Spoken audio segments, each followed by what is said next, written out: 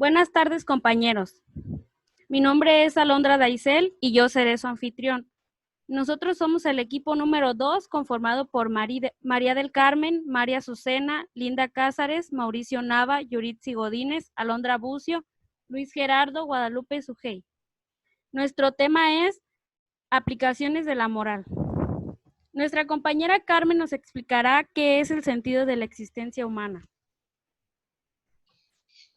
Gracias, compañera. Buenas tardes. El sentido de la existencia humana consiste en la felicidad.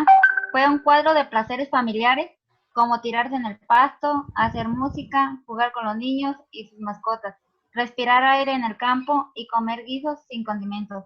En la lingüística, sentido es el significado en el que se maneja una frase. En física, designa uno de los 4 elementos que indica la orientación que tome un móvil cuando se le aplica una fuerza. En astronomía, significa meta, el lugar hacia el cual se dirige un astro, una constelación o cualquier sistema. Por ejemplo, el Sol con todo el sistema planetario y la galaxia se dirige a su meta, que es la galaxia de Andrómeda, al desplazarse con una velocidad de 322 kilómetros por segundo. En el plano estructural, este sería cualquier campo en el que se aplique, significa función. Por ejemplo, en un organismo la presencia de un elemento tiene sentido si se desempeñan funciones diferentes de las ya existentes, pero que sean útiles al organismo. Uno de los ejemplos sería el vivir humano, tiene un sentido ya sea como meta, significado o función. Aquí les voy a decir 3 preguntas. ¿Cuál es la meta de la existencia humana? Como respuesta sería una mayor memoria, una mejor visión, un comportamiento menos agresivo, una capacidad atlética superior y un olor corporal agradable. La segunda sería, ¿cuál es el sentido de nuestro vivir? Cuando desde el fondo de nuestro corazón deseamos algo y tenemos claro lo que queremos, vamos creando oportunidades para lograr nuestros objetivos. Y por último, ¿cuál es la función de la vida o de existir? Pues que aquí sería que los seres vivos estamos altamente organizados, es decir, contenemos partes especializadas y coordinadas. Tenemos un metabolismo que es la suma total de las reacciones bioquímicas que ocurren en un organismo.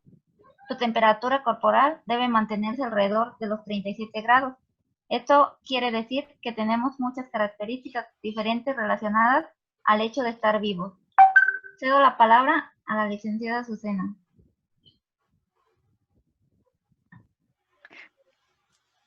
Bueno, yo les hablaré de los factores de la valoración. En toda valoración hay 3 factores imprescindibles. El objeto es lo que se valora, el valor es lo que se pretende atribuir al objeto y el sujeto, que es el que valora. El objeto que se valora es el factor base de la valoración, porque es en él en el que se deposita el valor. El objeto siempre será el factor número 1 de la valoración. Respecto al segundo factor que tenemos, que es el valor, debemos tener en cuenta que no todos los valores se pueden atribuir a cualquier objeto. Por ejemplo, a los objetos materiales se les atribuye el valor de utilidad, a una teoría se le atribuye el valor del conocimiento. Dependiendo del objeto se le atribuye el valor. Rescatando el ejemplo del diamante y el vaso de agua que habíamos visto en clase con el profesor, nos encontramos en el desierto y nos ofrecen un diamante o un vaso de agua. Obviamente preferiremos el vaso de agua para poder vivir. En ese caso el diamante no nos serviría de nada. Ahí le estamos dando el valor al vaso de agua. Ahora cambiándolo de contexto. Imaginémonos que estamos muy cómodos en nuestras casas y nos ofrecen un diamante o un vaso de agua. Claramente elegiremos el diamante. Eso porque estamos en nuestras casas con la comodidad y pues tenemos agua y pues subió un diamante, ¿no? Y sabemos el valor del diamante, por eso lo preferiremos. Dependiendo del contexto en el que estemos, le damos el valor al objeto. Y por último, tenemos el tercer valor, que es el sujeto, que valora. Y siempre, siempre, siempre es el hombre. Le cedo la palabra a mi compañera.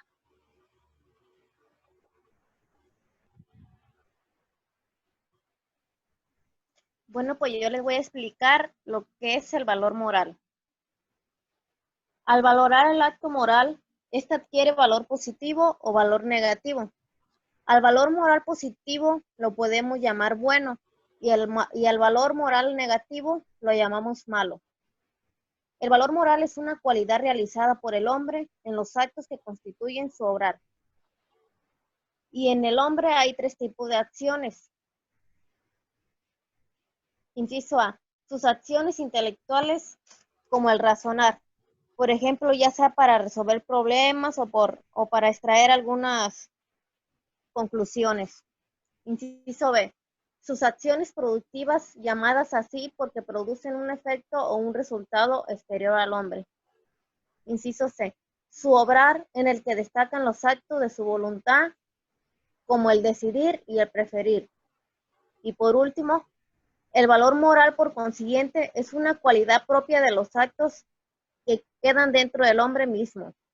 Le cedo la palabra a mi compañera.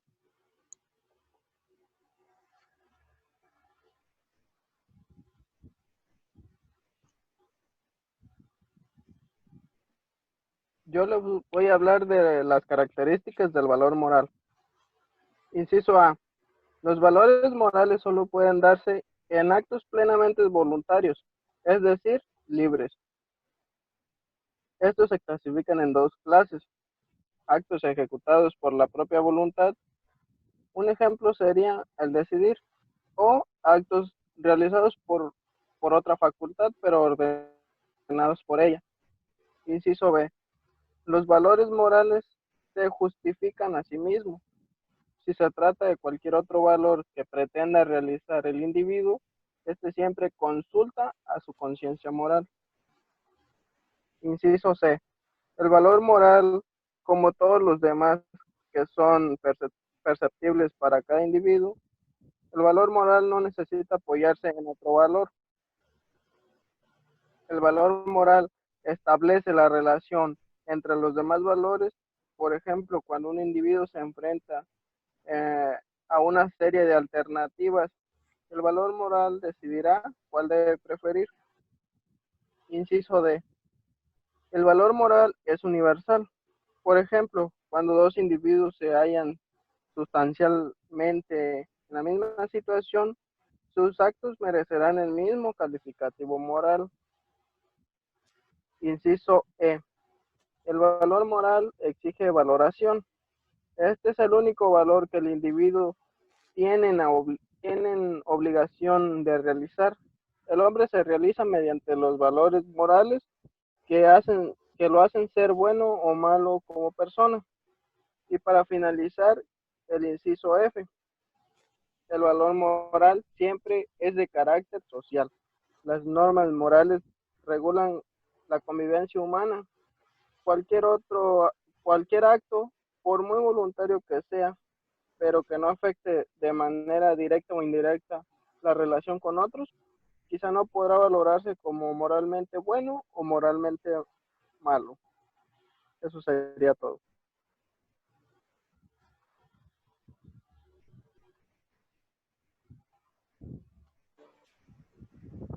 Ahorita les voy a hablar del criterio de la valoración moral.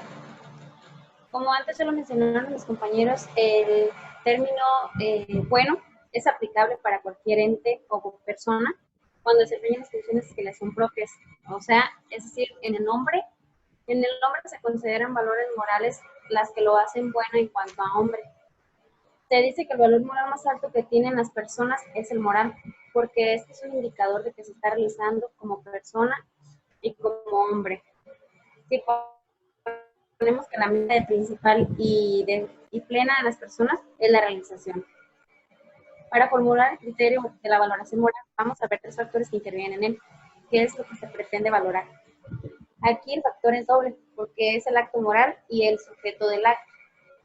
El valor atribuible. El valor en cuestión es moral y se expresa con las frases de que algo es moralmente bueno o moralmente malo. Y el ente que valora.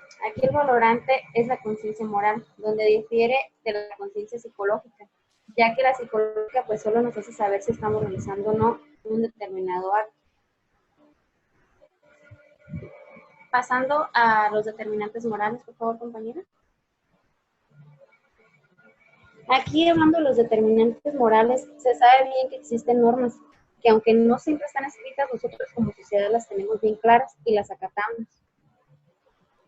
Acatar las normas implican el acto de que se tienen que cumplir, también el motivo por el cual sí o no se cumple. Y claro, las circunstancias que rodean los actos cumplidos y los incumplidos. A eso se les conoce como objeto, fin y circunstancia. Y estos puntos se llaman fuentes de la moralidad, porque pues cada uno tiene su base. También tenemos que tener en cuenta que todos tienen que funcionar juntos, ya que si uno falla, pues no existe la bondad moral. Un ejemplo de valor positivo sería pues ayudar y honrar, y un ejemplo de valor negativo es la calumnia y pues la mentira. Existe un proverbio que dice, nadie miente por nada. Para que lo entendamos un poco mejor, significa que cuando hacemos algo lo hacemos siempre movidos por una intención. Y pues para finalizar, los determinantes están las circunstancias. El motivo son las circunstancias, pero su influencia moral no se considera una circunstancia más, sino un elemento aparte. Las circunstancias aluden al cómo, cuándo y dónde. Estas no son determinantes, más bien son agravantes. Un ejemplo es robar. Sabemos todos que robar es malo, pero sabemos que si robamos a una persona pobre, el acto es más responsable. Sería todo de mi parte. Yo les voy a explicar la moralización del individuo. La moralidad para nuestro comportamiento, tanto la lógica como la ética, son indispensables. Por esta razón, al nacer, tenemos un mínimo de una y de la otra. A ese mínimo lo llamamos lógica natural y ética natural.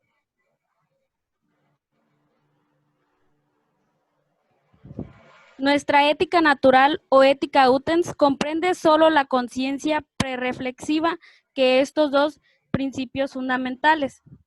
Debemos hacer el bien y evitar el mal. Conviene que yo me comporte con los demás como a mí me gusta que los demás se comporten conmigo. Un ejemplo sería que si una persona está aprendiendo a conducir su automóvil, nadie puede afirmar que ya lo logró por el hecho de saber cambiar las velocidades, mover el volante y pisar los pedales del clutch y del acelerador. El aprendizaje real implica la capacidad para hacer todo esto rápido y eficaz en situaciones problemáticas. Al igual que el automovilista, el hombre en su actual moral necesita disponer de un saber obrar casi instintivo que le permita conducir como se debe. Para esto es indispensable el entrenamiento, que es decir, la educación moral. Educación. Aquí tenemos unos conceptos de educación para algunos filósofos. Quintiliano decía que la educación consiste en hacerle del educando un hombre lo menos imperfecto posible. Y para Rousseau, la educación es el desarrollo armónico de la personalidad. El concepto, pues la educación es el proceso por el cual un individuo o una generación se apropia de los bienes culturales de la comunidad. Esta definición se refiere más a la instrucción que a la educación. Por eso se considera más apropiada esta definición, que es todo proceso de entrenamiento de las facultades físicas, mentales y morales del ser humano para hacerlo capaz de cumplir sus tareas en la vida. En la segunda definición sí se toca la esencia misma de la educación, la cual consiste sustancialmente en un entrenamiento. Las dos definiciones mencionadas se complementan como la materia y la forma. La primera es la materia o el contenido de la educación porque alude a la asimilación de la cultura, y la segunda es el aspecto formal de la educación porque se refiere al desarrollo integral del ser en formación y a la finalidad de la educación. Como decía Quintiliano, hacer del educando un hombre lo menos imperfecto posible. El entrenamiento de cualquier facultad del hombre es educación, pero solo el entrenamiento de sus facultades morales lo convierte en auténticamente humano porque el ejercicio de ellas lo posibilita, pero actúa de manera correcta, con finalidad y eficacia en su relación con sus congéneres. Hábitos. La educación es, en esencia, entrenamiento de una facultad. He aquí porque en realidad quien obra es el sujeto, pero lo hace mediante sus facultades. Cuando se produce un acto, la capacidad queda dispuesta. Al ocurrir otro acto igual, le significa menos dificultad. Si tal acto se repite en varias ocasiones, la facultad adquiere facilidad para ejecutarlo. Un ejemplo sería que nosotros queremos hacer un ejercicio, aprender inglés, cualquier actividad, podemos intentarlo y practicarlo y se nos va a hacer más fácil. Con esto queda demostrado cómo la educación se adquiere mediante hábitos. El hecho de que el hábito dispone bien o mal a una facultad significa que hay hábitos buenos y hábitos malos. A los hábitos buenos los llamamos virtudes, como ser responsables, respetuosos, etc. Y a los malos, vicios. Esto sería todo de mi parte.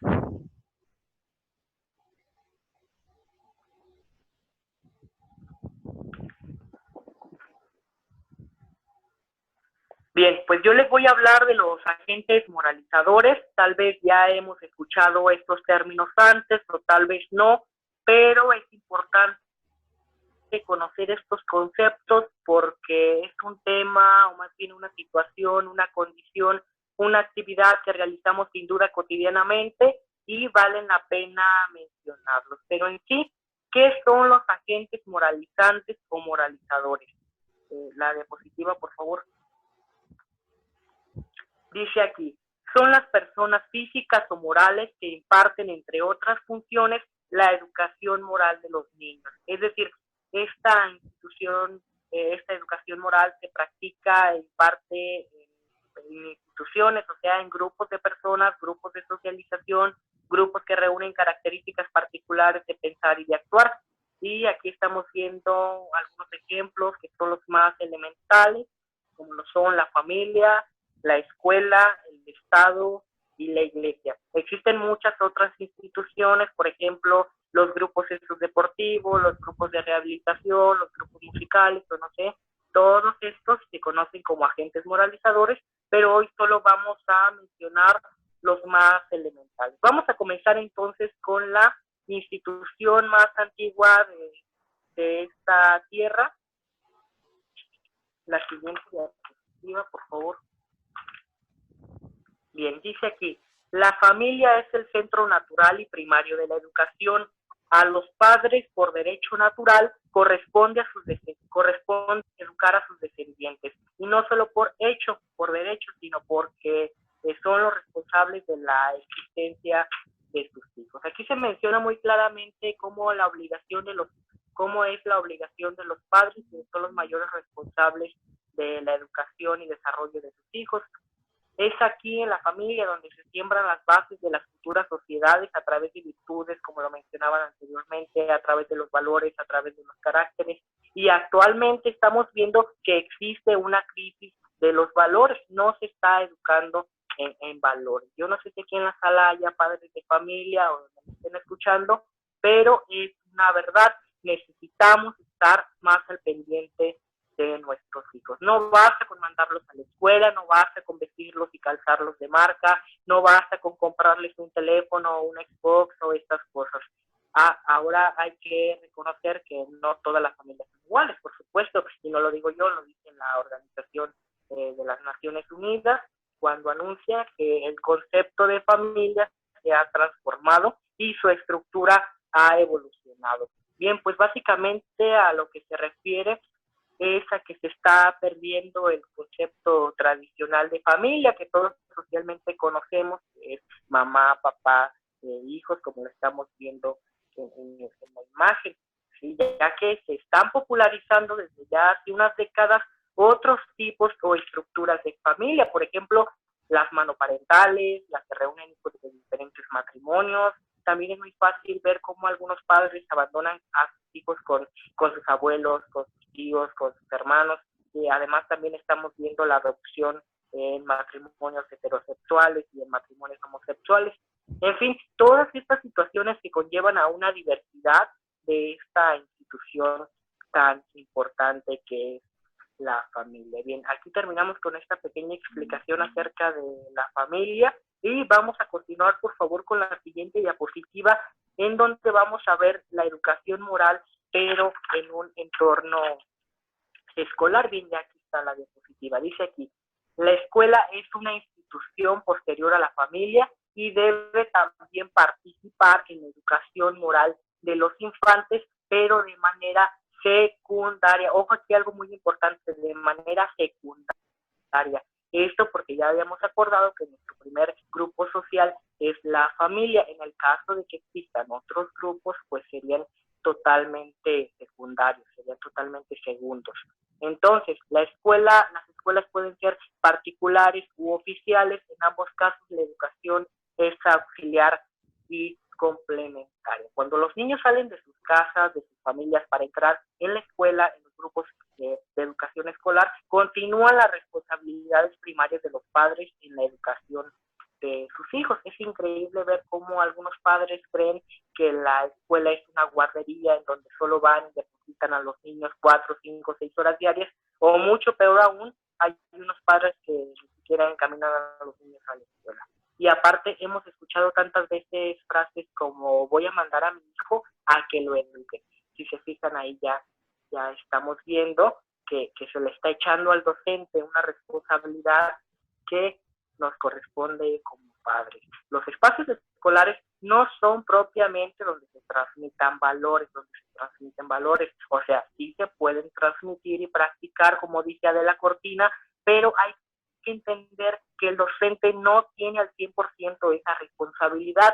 La escuela es un espacio donde se imparten conocimientos, donde se dan informaciones, donde se desarrollan habilidades, donde se socializa, pero es en la familia donde deberían fomentarse principalmente toda esta cuestión de los valores y demás que hemos estado comentando en el transcurso de este video. Vamos a seguir pues con la siguiente diapositiva, que corresponde al Estado. Bien, el Estado interviene en la educación mediante las escuelas oficiales y privadas porque establece el reglamento general de ambas y en algunos casos extiende sus funciones hacia los campos educativos. Bien, pues aquí claramente se puede explicar cómo el Estado interviene en la cuestión educativa, principalmente se puede decir en la cuestión legislativa, en la cuestión de leyes, en la cuestión de este tipo de cosas, ya que es todo un proceso el que se lleva a cabo, por ejemplo, en la cuestión curricular de una materia, sus contenidos, sus temas, temáticas y demás, por ejemplo, la reforma y todo esto. Otra intervención muy importante también son los apoyos que constantemente surgen a beneficio de los alumnos. Por ejemplo, ahorita estamos viendo que hay toda esta cuestión de becas escolares por parte de los gobiernos, becas escolares, becas de apoyo a las escuelas para construcción, para mobiliario y estas cosas. Surgen pues recursos para algunos programas donde se apoya con materiales didácticos, por ejemplo, computadoras, pizarrones electrónicos, no sé, proyectores o estas cuestiones, que es muy raro que pueda llegar a ocurrir, pero se dan estos apoyos. Vamos entonces a finalizar con la última institución, que es la Iglesia. Ya está ahí la diapositiva. La Iglesia es una sociedad religiosa a la cual pertenecen muchas familias, la cual puede obligar a sus miembros a cumplir con sus tareas educativas. Por ejemplo, pues estamos hablando de grupos de personas que se reúnen en determinados lugares, en determinadas iglesias para profesar su fe, para convivir, para socializar y pues más que nada infundir alguna creencia religiosa por medio de la fe, por medio de este tipo de teorías idealistas, donde se comparten valores o normas religiosas. Por ejemplo, estamos viendo la cuestión en la Iglesia Católica, que se difunde mucho la cuestión de el reglamento de los 10 mandamientos, donde explican a sus creyentes de una manera pues desde la infancia, ¿no? Cuáles son las normas que deben seguir, y de aquí surgen lo que son los sacramentos en todas las religiones. Hay algunos padres incluso que mandan a sus hijos a estos grupos de convivencia, a estos grupos donde se enseña a través de la fe. De esta manera ellos creen que recibirán una instrucción que les prepare como profesionistas o como ciudadanos con educación, con cívica, con fe religiosa, con moral, a fin de cumplir sus tareas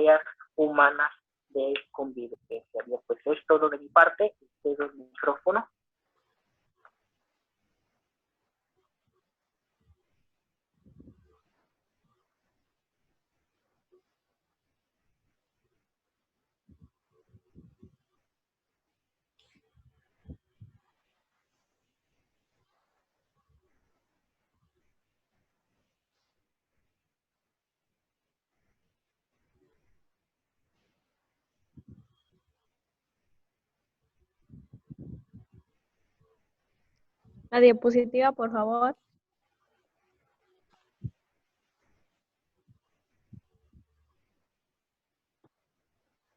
Platón expuso su teoría de las 4 virtudes. Desde entonces, los escolásticos las califican como cardenales porque son como bote en torno al cual gira toda la vida moral. Dichas virtudes son prudencia, como virtud de entendimiento práctico gobierna y dirige la conducta humana.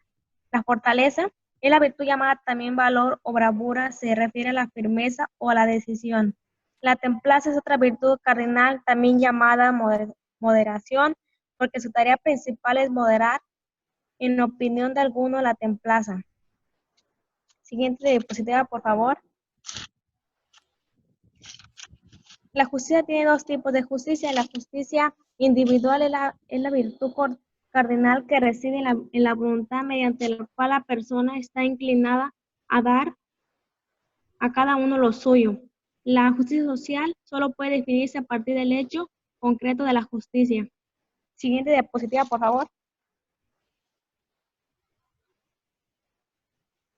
Los 3 tipos de verdad son: la verdad lógica, es adecuación o conformidad entre la mente o la realidad extramental. La verdad ontológica también consiste en una conformidad o adecuación entre la mente y la realidad exterior, pero aquí la mente no es la que se conforma con la realidad, sino que esa se conforma con la mente. Por ejemplo, cuando el artista se propone producir una obra, primero la concibe mentalmente y se forma la idea creadora o la idea obrera. La verdad moral o veracidad es un sujeto verdad o moral cuando al otro se le manifiesta lo que en realidad piensa desde aquí o quiere acerca de la conformidad.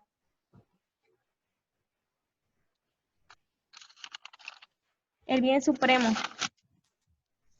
cuenta con 4 elementos: la falsedad de la declaración, la voluntad de decir la falsedad, la intención de engañar, el proceder con falsedad ante alguien que tiene el derecho de saber. Siguiente diapositiva, por favor. En nuestra sociedad, el bien supremo, los seres humanos que no tienen felicidad asequible. En nuestra sociedad existe un sector cuyos miembros aparece que tienen como una meta la destrucción social y a la propia la felicidad que no es asequible. Concordemos o no con la felicidad en el bien supremo del hombre, en realidad todos los seres humanos queremos ser felices.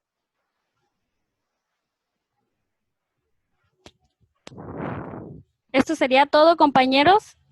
Muchas gracias.